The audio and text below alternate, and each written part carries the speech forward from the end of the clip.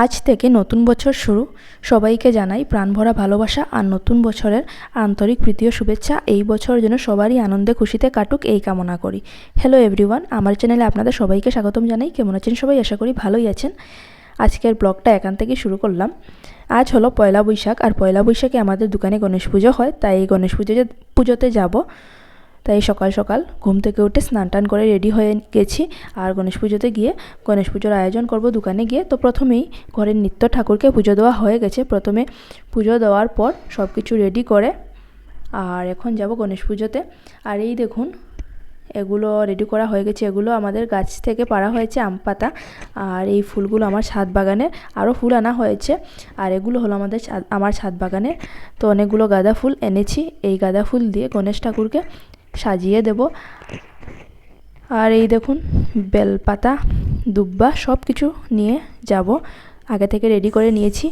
তো দোকানে যাওয়ার জন্য বেরিয়ে পড়েছি।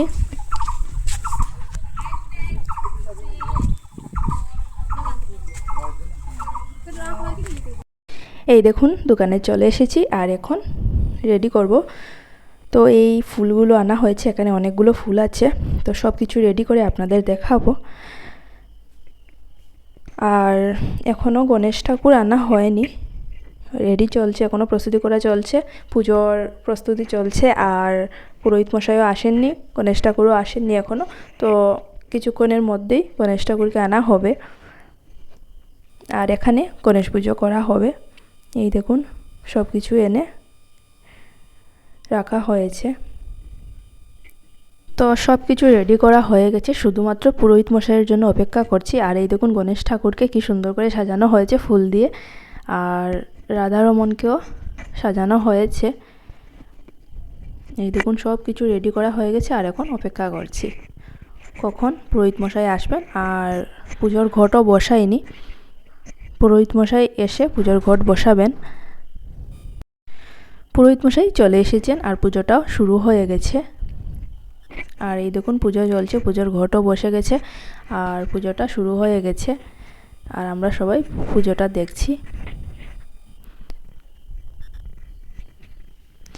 আর পয়লা বৈশাখে কাদের কাদের দোকানে গণেশ পুজো করা হয় অবশ্যই কমেন্টের মাধ্যমে জানাবেন। আর অক্ষয় তৃতীয়াতেও অনেকের দোকানে পুজো হয়, তো আমাদের দোকানে পয়লা বৈশাখে পুজো করা হয়। আর এই দেখুন, অনেকগুলো মিষ্টি আনাও হয়েছে। এগুলো হলো লালমোহন, তারপর নিমকি, তারপর আরও অনেক কিছু মিষ্টি আনা হয়েছে।